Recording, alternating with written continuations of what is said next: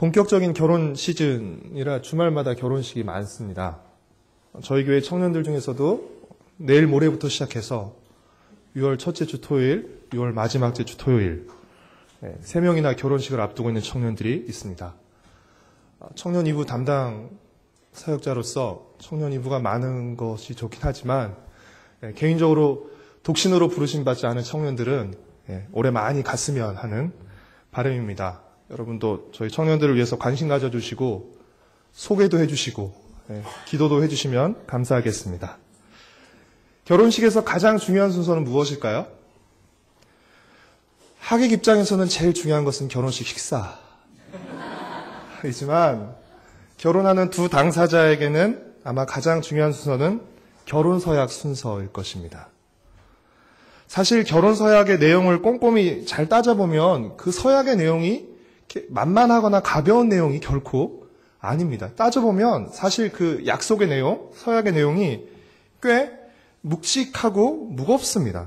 왜냐하면 무슨 일이 있더라도 어떤 상황에 처하게 되더라도 한평생 이 사람을 사랑하고 돌보겠다는, 그렇죠? 굉장히 묵직하고 무거운 약속을 맺습니다.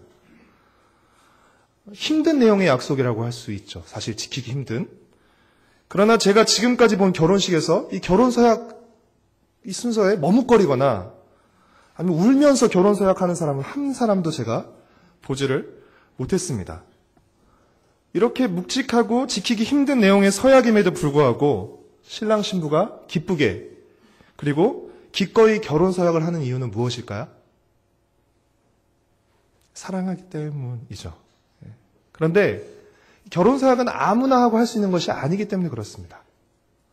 결혼서약은 내가 평생을 함께하고 싶을 만큼 사랑하는 사람과만 하는 것이기에 누군가와 결혼서약을 하는 그 자체가 이미 특별한 사랑의 관계가 형성되어 있다는 것을 의미하는 것이죠. 그런 의미에서 이 결혼서약이 이루어지는 결혼식 자체는 큰 기쁨이며 축복입니다. 그렇죠?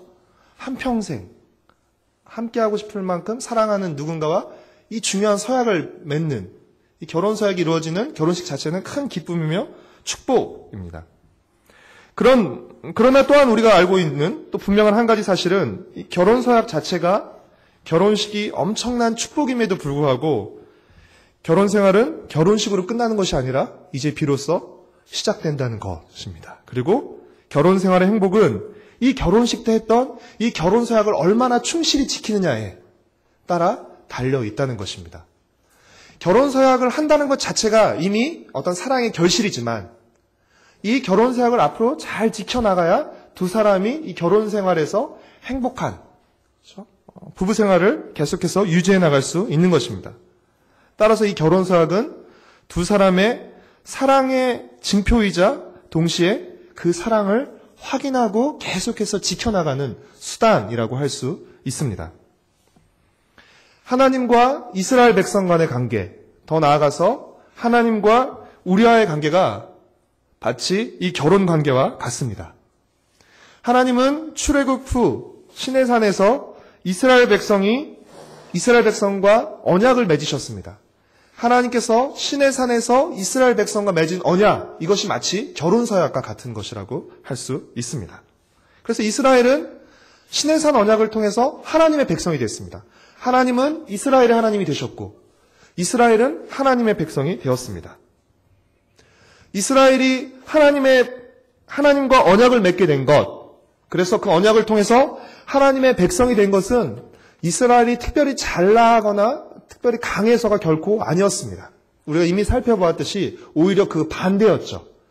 하나님은 가장 작고 연약한 민족인 이스라엘을 택하셔서 그들과 언약을 맺으시고 그들을 하나님의 백성으로 삼으셨습니다. 그러니까 하나님이 이스라엘을 선택하신 이유, 이스라엘과 언약을 맺으신 이유에 대해서는 이스라엘의 조건이 하나도 없는 것입니다. 이스라엘의 어떤 자격과 조건을 갖춰서가 아니라 무엇으로요? 하나님의 은혜로. 그렇죠? 하나님이 택하셨는데 왜 하필 그렇게 작고 연약한 이스라엘을 택하셨습니까? 달리 설명할 길이 없습니다. 하나님의 은혜로 선택하신 것이죠.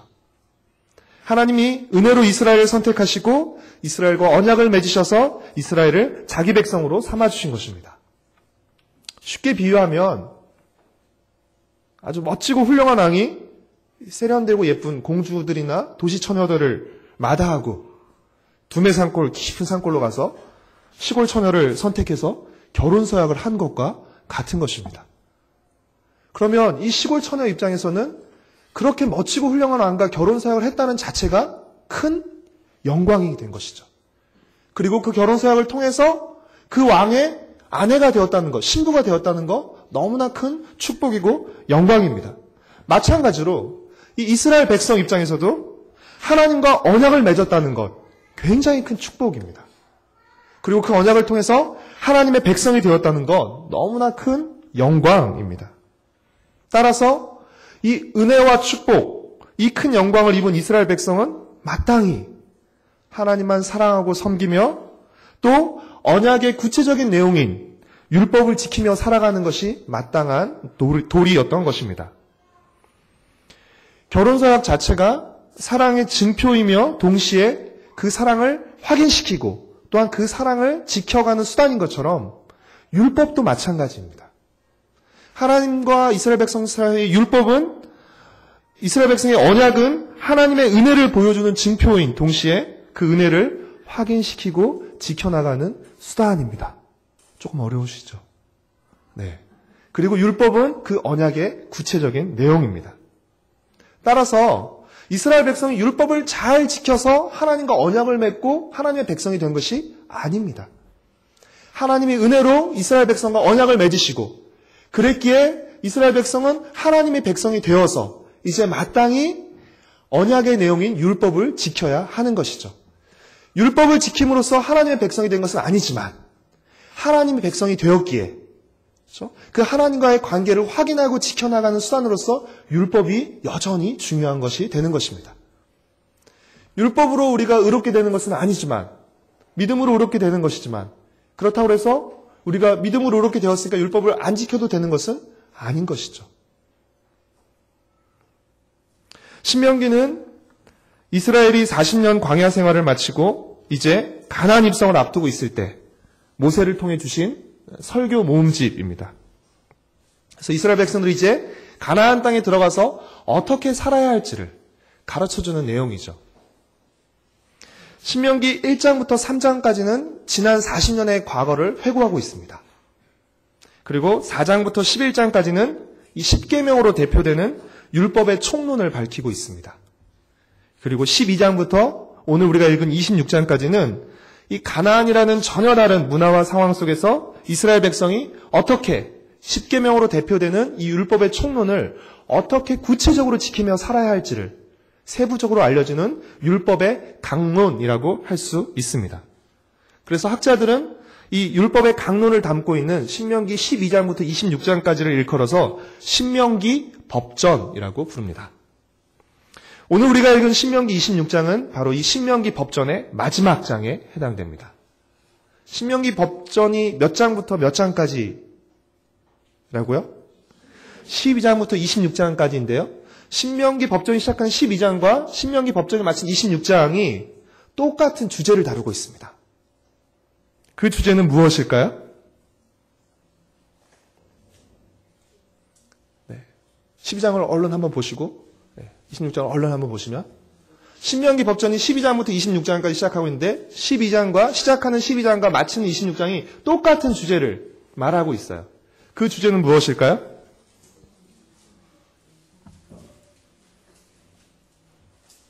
두 글자입니다.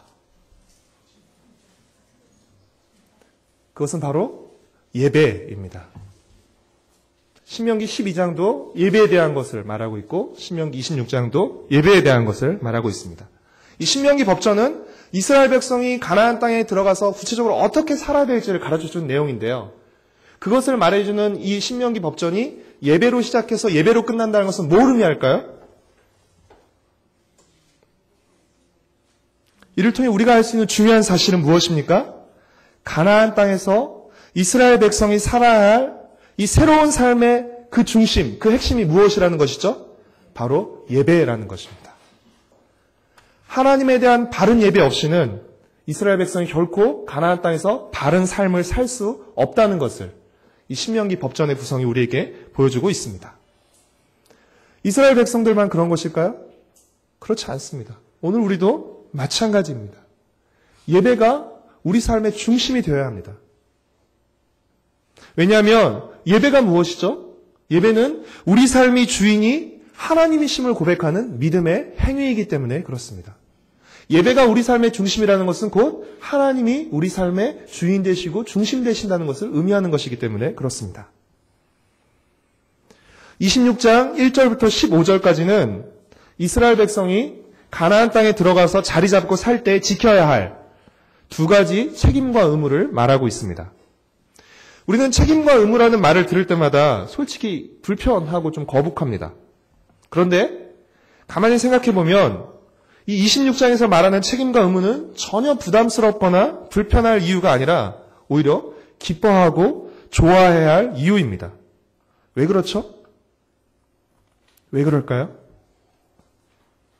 신명기 26장에 주어지는 두 가지 책임과 의무는 가나안 땅에 들어가서 그 땅에서 곡식을 거두는 것을 전제로 하고 내리는 명령이기 때문에 그렇습니다.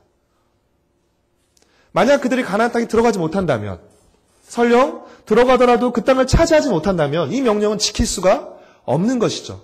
그러니까 이 명령을 지키라는 것은 곧 무엇을 의미하는 것이에요? 너희가 그 땅에 들어가고 그 땅을 차지하게 되고 틀림없이 그 땅에서 땅의 소산을 거두게 될 것이라는 것을 오히려 확실히 보여주는 것이라고 할 수 있죠. 그것을 전제하고 이 명령을 하나님께서 주시는 것입니다. 1절과 2절 말씀을 같이 한번 읽겠습니다. 내 하나님 여호와께서 내게 기업으로 주어 차지하게 하실 땅에 내가 들어가서 거기에 거주할 때에 내 하나님 여호와께서 내게 주신 땅에서 그 토지의 모든 소산의 만물을 거둔 후에 그것을 가져다가 하나님 여호와께서 그의 이름을 두시려고 택하신 곳으로 그것을 가지고 가서 이스라엘 백성들은 가나안 땅에 정착한 후에 그리고 그 땅에서 거둔 첫 수확물을 가져가서 하나님께 바쳐야 했습니다. 이 첫 수확물을 바친다는 것은 무슨 의미일까요? 모든 것을 바친다는 의미를 포함하고 있고요. 또 이 수확물을 주신 분이 하나님이심을 고백하며 감사하는 의미를 담고 있는 것입니다. 그런데 여기서 우리가 더욱 주목해야 할 것은 그들이 하나님께 가져오는 수확물이 아니라 그들이 하나님께 드리는 고백입니다. 더 중요한 포인트는 바로 그들의 고백이 있다는 것이죠. 3절부터 10절까지 그들의 고백이 나와 있는데요. 3절과 10절만 읽도록 하겠습니다. 먼저 3절만 읽겠습니다. 그때 제사장에게 나와 그에게 이르기를 내가 오늘 당신의 하나님 여호와께 아뢰나이다. 내가 여호와께서 우리에게 주시겠다고 우리 조상들에게 맹세하신 땅에 이르렀나이다 할 것이요. 10절 말씀을 읽겠습니다. 여호와여 이제 내가 주께서 내게 주신 토지 소산의 만물을 가져왔나이다 하고 너는 그것을 내 하나님 여호와 앞에 두고 내 하나님 여호와 앞에 경배할 것이며 이스라엘 백성들이 이 첫 소산물을 수확물을 가져가면서 함께 드리는 이 고백은 일종의 신앙 고백입니다. 자신들이 받은 이 은혜와 복이 하나님께서 조상들에게 약속하셨던 바로 그 약속의 성취입니다. 그것을 고백하며 감사하는 것입니다. 지금 이들은 단순히 하나님 이 핵곡식을 주셔서 감사합니다. 주신 핵곡식에 대해서 감사합니다 정도의 차원이 아니라 지금까지 조상들에게 약속하시고 지금까지 조상들과 자기들을 이끌어 오시고 그리고 이 땅을 약속대로 주시고 이 땅에서 정착하게 하시고 또 이 땅에서 약속대로 그 땅의 소산을 주신 그 하나님께 대해서 지금까지 함께 하셨고 지금도 함께 하시는 그 하나님에 대한 감사인 것이죠. 핵곡식 주셔서 감사합니다로 끝나는 것이 아니라 그래서 3절부터 10절까지 보면 그 이스라엘의 그 과거가 짤막하게 정리가 되어 있습니다. 우리 조상이 원래 그 아람에서 유리하던 사람이었는데 애굽으로 내려갔고 또 그곳에서 종살이했는데 하나님께서 우리를 그곳에서 건져내셨고 우리를 이끄셨고 약속대로 이 땅에 우리를 들여보내 주셨습니다라는 그 믿음의 고백이 과거 역사 동안 하나님께서 그들을 돌봐주셨던 그것에 대한 믿음의 고백들이 담겨져 있는 것이죠. 사랑하는 성도 여러분, 혹시 우리의 감사는 너무 현재의 상태에 연연하지는 않습니까? 뭔가 좋은 일이 주어졌을 때만, 뭔가 일이 잘 됐을 때만 감사하고, 조금 어려워지거나 내가 생각했던 대로 일이 되지 않으면 감사가 어렵지는 않습니까? 단순히 지금 내게 주어진 상태에 대한 감사로서가 아니라 지금까지 계속해서 내 삶을 이끌어 오셨던 그 하나님에 대한 감사, 그리고 지금도 나를 붙드시고 또 앞으로도 나를 이끌어 가실 것에 대한 그런 감사가, 우리의 감사가 이렇게 좀 얕은 감사가 아니라 좀 더 깊은, 단단한 그런 감사로 이어져야 되지 않을까 생각합니다. 첫 수확물을 바치는 이런 행위, 의식적인 차원에서만 본다면 다른 우상 종교에도 첫 수확물을 바치는 이런 요구하는 명령들이 있었습니다. 그러나 이스라엘 백성에게는 다른 우상 종교에는 없는 특별한 명령이 있었습니다. 그것은 무엇입니까? 11절과 12절 말씀을 같이 읽겠습니다.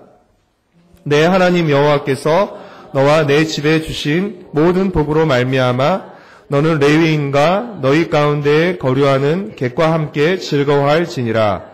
셋째 해 곧 11조를 드리는 해에 내 모든 소산의 11조 내기를 마친 후에 그것을 레위인과 객과 고아와 과부에게 주어 내 성읍 안에서 먹고 배부르게 하라. 다른 우상 종교에도 수확물을 바치라는 명령은 있어요. 하지만 가난한 자들에게 나눠주라는 명령은 없습니다. 그것은 하나님께서만 내리신 독특한 명령입니다. 이것은 무엇을 의미하냐면 하나님께서 주신 추수의 기쁨을 혼자만 누려서는 안 된다는 것입니다. 이 추수의 기쁨을 누릴 수 없는 사람들, 땅이 없어서 누릴 수 없는 레위인과 과부와 고아, 나그네와 함께 이 추수의 기쁨을 누릴 능력이 없는 이 사회적 약자들과 함께 그 기쁨을, 하나님께서 주신 그 추수의 기쁨을 함께 누리라는 것입니다. 이것은 너희가 그랬으면 좋겠다라는 어떤 권고나 너희 그럴래라는 제안이 아니에요. 이것은 마치 첫 수확물을 하나님께 바쳐라라는 명령과 같은 동일한 수준의 명령인 것입니다. 하나님은 첫 수확물을 하나님께 바치는 것을 명령하실 뿐만 아니라 똑같은 정도로 그들이 거둔 것들을, 그것을 함께 누릴 수 없는 사회적 약자들과 함께 누리며 함께 먹을 것을 명령하고 계십니다. 이 사실은 무엇을 의미하죠? 하나님을 향한 예배뿐 아니라 사회적 약자를 향한 이 섬김과 배려도 그것을 주신 하나님께 대한 예배의 한 부분이라는 것입니다. 하나님께 바치는 것만이 하나님께 드리는 예배와 감사가 아니라 어려운 이웃들, 하나님께서 명령하시는, 하나님께서 함께 나누기를 원하시는 그들과 함께 나누는 것도 하나님을 향한 예배와 감사의 한 부분이라는 것입니다. 우리의 감사가 그것을 주신 하나님을 향한 감사로 끝나지 않고 그것을 받지 못한 어려운 이웃들을 향한 나눔과 배려로 이어져야 한다는 것입니다. 하나님께서 이 명령을 내리셨다는 것은 약자에 대한 나눔과 배려가 단순한 무슨 적선이나 구제가 아니라 하나님을 향한 예배와 하나님을 향한 감사의 일부로 하나님께서 여기고 계시다는 것을 우리에게 보여주는 것입니다. 이 또한 하나님께서 내리신 거룩한 명령이신 것이죠. 신명기에 보면 또 구약성경 곳곳에서 가나안 땅을 젖과 꿀이 흐르는 땅으로, 그렇죠? 종종 표현되고 있는데 가나안은 어떤 땅이 되어야 됩니까? 하나님의 복이 흐르는 땅이 되어야 합니다. 하나님이 복을 내리시고 그 복을 받는 사람들을 흘려보냄으로써 가나안 땅 구석구석에 하나님의 복이 흐르는 땅이 되어야 되는 것이죠. 그러기 위해서는 하나님이 주신 복을 받은 사람이 그 복을 자기만을 위해서 쌓아두지 말고, 가둬두지 말고 약한 이들을 위해서, 그 복을 누리지 못한 이들을 위해서 흘려보내야 했던 것입니다. 누가복음 12장에 보면 어리석은 부자의 비유가 나옵니다. 여러분 아시죠? 이 부자의 문제는 무엇이었습니까? 곡간이 모자랐다는 것이 문제가 아니었습니다. 이 부자의 진짜 문제는 무엇이죠? 자기밖에 몰랐다는 것이 문제였습니다. 곡간이 원래 부자였어요. 근데 곡간을 가득 채우고도 모자라니까 더 큰 곡간을 지려고 그러죠. 그래서 거기 가득 채우고 자기는 아무 걱정 없이 살겠다라고 말하고 있죠. 예수님께서 뭐라고 말씀하시죠? 오늘 밤 내가 너의 생명을 거두어가면 그 모든 것이 무슨 소용이 있겠느냐라고 책망하시죠. 하나님이 내게 주신 복은 결코 나만을 위해 주시는 복이 아닙니다. 나만 쓰라고 주시는 복이 아닙니다. 우리는 복 달라고 기도를 많이 하죠. 그렇죠? 필요합니다. 하지만 복 달라는 것과 더불어서 또 한 가지 우리가 놓치지 말아야 할 기도가 있습니다. 그것은 하나님께서 주신 복을 올바로 나누고 올바로 사용할 수 있게 해주세요라는 기도도 더불어 함께 해야 하는 것이죠. 잘못하면 복 달라고만 하고 내가 하나님 주신 복을 잘 나누지 못하고 베풀지 못한다면 그 복이 오히려 화가 될 수도 있고 저주가 될 수도 있는 것이죠. 제가 역대하를 매일 성경 작업 때문에 역대하를 미리 살펴보는데 참 인간의 간사함과 교만함이 어쩔 수 없는 것 같아요. 약할 때는 의지하고 강해지고 살만하면 하나님을 등집니다. 통치 초기 때는 하나님을 의지하다가 통치 말기 때 하나님을 등지는 왕들이 번번이 일어납니다. 그러니까 때로는 약해서 의지할 수밖에 없는 상태가 그 사람에게 복의 상태인 것이죠. 너무 많은 것을 가지고 살만해지고 할만해지니까 하나님을 등지고 하나님을 떠남으로써 돌이킬 수 없는 지경까지 이르는 그 사람들, 왕들의 모습을 보는데 남 얘기가 아니죠. 우리도 그렇고. 우리가 다른 이들에게 하나님이 주신 복을 흘려보낼 때 하나님은 그것이 끊이지 않도록 우리에게도 계속해서 복을 흘려보내주시는 것입니다. 16절부터 19절까지는 신명기 법전의 마지막 결론에 해당되는 부분입니다. 16절과 17절 말씀을 함께 읽겠습니다. 오늘 내 하나님 여호와께서 이 규례와 법도를 행하라고 내게 명령하시나니 그런즉 너는 마음을 다하고 뜻을 다하여 지켜 행하라. 내가 오늘 여호와를 내 하나님으로 인정하고 또 그 도를 행하고 그의 규례와 명령과 법도를 지키며 그의 소리를 들으라. 이스라엘 백성이 모든 것을 다 바쳐서 마음과 뜻과 힘과 모든 것을 다 바쳐서 하나님의 율법을 지키면 하나님께서도 이스라엘 백성이 보배로운 백성이 되고 또 모든 민족 위에 뛰어나게 하셔서 명예와 영광으로 삼으시겠다라고 약속하고 계십니다. 18절과 19절 말씀을 같이 읽겠습니다. 여호와께서도 내게 말씀하신 대로 오늘 너를 그의 보배로운 백성이 되게 하시고 그의 모든 명령을 지키라 확인하셨느니라. 그런즉 여호와께서 너를 그 지으신 모든 민족 위에 뛰어나게 하사 찬송과 명예와 영광을 삼으시고 그가 말씀하신 대로 너를 내 하나님 여호와의 성민이 되게 하시리라. 하나님의 언약은 결혼 서약과 같고 율법은 그 언약의 구체적인 내용이라고 할 수 있습니다. 따라서 율법은 언약을 통해서 하나님의 백성이 된 이스라엘에게 주어지는 특별한 의무입니다. 언약을 통해서 하나님의 백성이 되어졌기 때문에 주어진, 하나님과 결혼하지 않았다면 주어지지 않았을, 하나님과 결혼했기에, 그 은혜로운 결혼을 했기에 주어진 특별한 의무이며 동시에 그 하나님과의 결혼 생활을 유지하고 결혼 생활의 행복을 누리게 하는 수단과 통로가 바로 율법인 것입니다. 따라서 이스라엘 백성은 가나안 땅에서 오직 하나님만 섬기고 사랑하며 하나님의 법도에, 율법에 순종하며 살아야 했던 것입니다. 가나안 땅에서 어떻게 이스라엘 백성들이 살아야 되죠? 오직 남편 대신 하나님만 사랑하고 섬기며 그 하나님과 맺은 언약에서 지켜야 되는 의무인 율법을 따라 살아야 했던 것입니다. 그래서 성경은 우상 숭배를 종종 무엇에 비유하죠? 간음에 비유하는 것입니다. 남편 하나님, 결혼 사역을 통해서 하나님과 부부관계가 되는데, 그렇죠? 그 영광과 그 축복을 놓쳐버리고 남편을 버리고 다른 남자에게 기웃거리는 것이죠. 사랑하는 성도 여러분, 이제 가나안 땅에서 하나님 백성으로 살게 될 이스라엘 백성이 가장 경계해야 할, 오직 하나님만 사랑하고 섬기며 또 하나님의 율법을 따라 살아야 할 이스라엘 백성들이 가나안 땅에서 가장 경계해야 할 그들에게 가장 위험했던 요소는 무엇일까요? 그것은 눈에 보이는 우상이나 가나안 군대가 아닌 바로 탐욕입니다. 왜 그렇죠? 따지고 보면 우상 숭배도 탐욕에서 비롯되는 것입니다. 가나안 사람들이 믿고 섬기던 이 바알은 바람과 비의 신이었습니다. 농사에서 가장 중요한 것이 무엇이죠? 바로 바람과 비입니다. 따라서 바알은 풍요를 주관하던 신이었던 것입니다. 이스라엘 백성들이 가나안 땅에서 왜 바알을 섬기게 돼요? 더 많이 가지려는, 더 많이 거두려는, 더 많이 누리려는 이 욕심이 바알을 숭배하게 만드는 것입니다.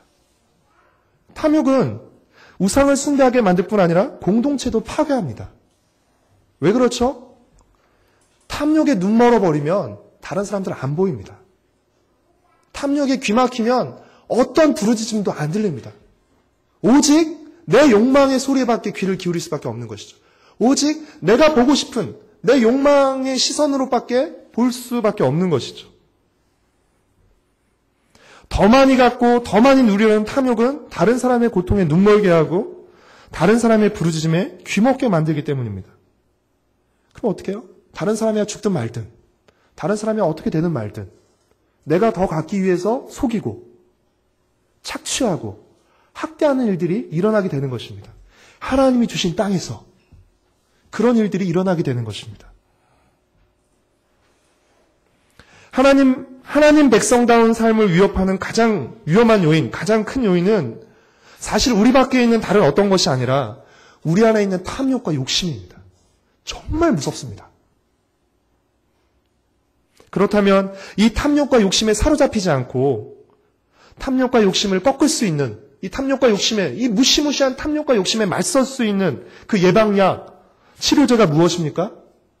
바로 감사입니다.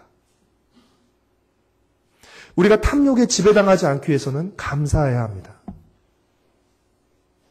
무엇보다 우리는 하나님께 감사해야 합니다. 하나님께서 주시지 않으셨다면 나는 어떤 것도 가질 수 없다는 사실을 우리는 기억하고 하나님께 감사해야 합니다. 하나님께서 애굽에서 종살이 하며 살던 이스라엘에게 자유를 주지 않으셨다면, 하나님께서 가나안 땅을 주시지 않으셨다면, 하나님이 가나안 땅에서 해와 바람과 비를 주지 않으셨다면 그들은 그 땅에서 어떠한 소산도 거둘 수 없는 것이죠. 그렇게 그들은 첫 수확물을 거두면 그것을 하나님께 가지고 나와 이것이 하나님께서 주신 것임을 감사의 고백과 더불어 하나님께 바쳐야 했던 것입니다. 사랑하는 성도 여러분, 하나님이 주시지 않으셨다면 우리가 하나님께 드릴 수 있는 것은 아무것도 없다는 사실을 기억해야 합니다. 우리가 갖고 있는 것, 우리가 드릴 수 있는 것 당연한 것이 아니라 이것은 감사한 것입니다. 또한 이스라엘 백성들은 하나님이 주신 것을 공동체의 어려운 이웃들에게 나누고 베품으로써 공동체의 모든 이들이 함께 즐거워하게 해야 하는 것입니다. 탐욕이 공동체를 깨트리지만 이 나눔과 베품은 공동체를 하나 되게 만드는 것이죠. 이를 통해서 공동체의 모든 이들이 빠짐없이 하나님이 주신 복을 누리게 되는 것이에요. 그리고 함께 하나님을 찬양하게 되는 것이에요. 하나님께서 이것을 주셨다는 것을 고백하게 되고 함께 하나님을 높이게 되는 것입니다. 하나님이 주신 가나안 땅에서 살게 될 이스라엘 백성에게는 두 가지 기억과 책임이 필요합니다.